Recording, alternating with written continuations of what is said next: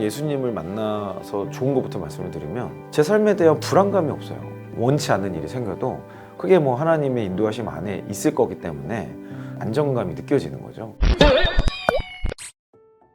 제가 사회 초년생일 때를 돌아보면 저는 별명이 뭐 바보 소리까지 들었었어요. 되게 일을 못하는 사람이었고, 그리고 그냥 실력은 없는데 그냥 막 높아지고 싶어 했고, 그러다 보니까 매일 깨지고 혼나고, 그 혼나니까 또 뭔가 내가 이거를 뚫어보리라 뭐 이래가지고 열심을 내기도 하고, 근데 결과는 항상 좋지 않았죠.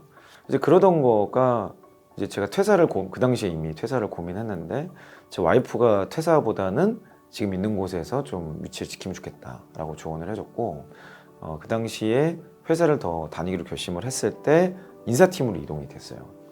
그래서 제가 원래 영업부에서 일을 시작했다가 인사팀으로 이동하고 나서부터 제 커리어가 전혀 달라지더라고요. 기획적인 업무를 맡다 보니까 점점 제가 제 역할을 점점 이렇게 꽃을 피우게 되더라고요.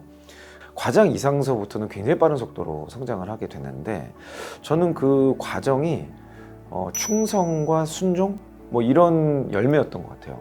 그러다가 제가 신앙적으로 점점 이렇게 예수님과의 관계가 더 깊어지면서 예수님이 저한테 계속 그런 질문을 하시는 거예요. 이 회사가 어떻게 돼야 될 것 같니? 이 회사를 내가 왜 세운 것 같니? 이 회사의 리더십들을 위해서 너 기도하고 있니?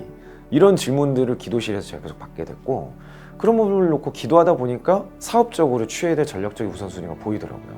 그래서 저는 기도해 보면 왜 우리가 존재하는가라는 질문에서부터 시작해야 되겠더라고요. 그래서 저의 보고서의 첫 줄이 항상 그거였어요. 우리 회사는 왜 존재합니까? 우리 회사가 사라지면 대체 우리나라에 무슨 일이 일어납니까?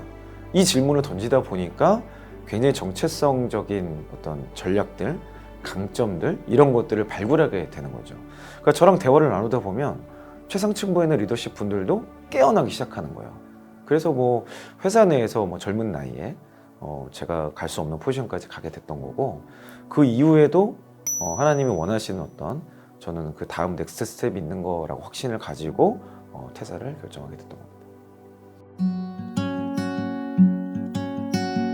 지금 이 시대 청년들이 가장 두려워하는 게 미래에 대한 불안감인 것 같아요. 당장 내년에 무슨 일이 일어날지 모르고, 내후년이 어떻게 될까? 지금은 10년 뒤를 바라봐라, 이건 뭐 말도 못하죠. 사람들이 가장 어려워하는 것, 가장 굳어있고 죽어가고 있는 곳이 저는 이 커리어라는 영역인 것 같아요. 대기업에 들어가서도 금방 퇴사하는 수많은 사람들, 그토록 수년간 준비해서 간 공무원을 금방 나오는 사람들, 심지어 퇴사하지 않고 다니는 사람들조차도 기뻐하면서 다니는 사람은 거의 없어요. 대부분 다 뭐 못 죽으니까 산다 이런 느낌으로 그냥 다니고 있는 정도인 거죠.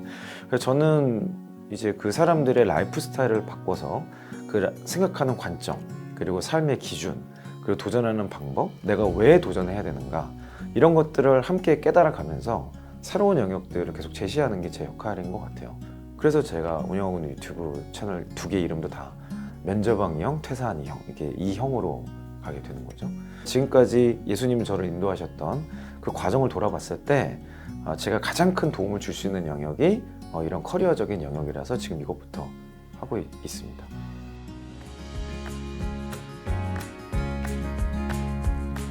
아무런 책임을 질 게 없어요. 아무런 뭐 고통이 없는 건 아니지만 그 고통이 즐거움이 돼요. 직원들이 제 생각처럼 움직이지 않을 때가 있잖아요. 그럼 예전 같으면 어떻게 쟤를 바꿔야 되나 뭐 이런 생각할 때, 뭘 지금도 그런 생각을 하긴 하지만 그것 자체가 어마어마한 스트레스는 아니에요. 왜냐면 그 직원을 바라보는 것도 예수님의 눈으로 바라보려고 노력하고 있고, 저조차도 그 직원을 통해서 성장하고 있는 거기 때문에 이거 자체가 또 스트레스가 아니에요.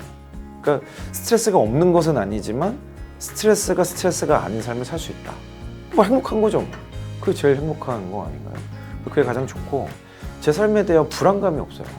제 삶에 어떤 일이 생겨도, 뭐 원치 않는 일이 생겨도 그게 뭐 하나님의 인도하심 안에 있을 거기 때문에 그런 안정감이 느껴지는 거죠. 그러니까 여행에 비유할 수 있을 것 같아요. 저는 여행을 즐기고 있어요. 근데 어떤 사람은 예수님이 없다면 이 여행은 어디로 가는지 모르는 끌려가는 삶이 될 수 있습니다. 그래서 저는 기왕 살 거면 즐거운 삶을 살아라, 안정감 있게 살아라, 그 중심은 예수님이다. 그 이상의 솔루션을 저는 본 적이 없는 거예요.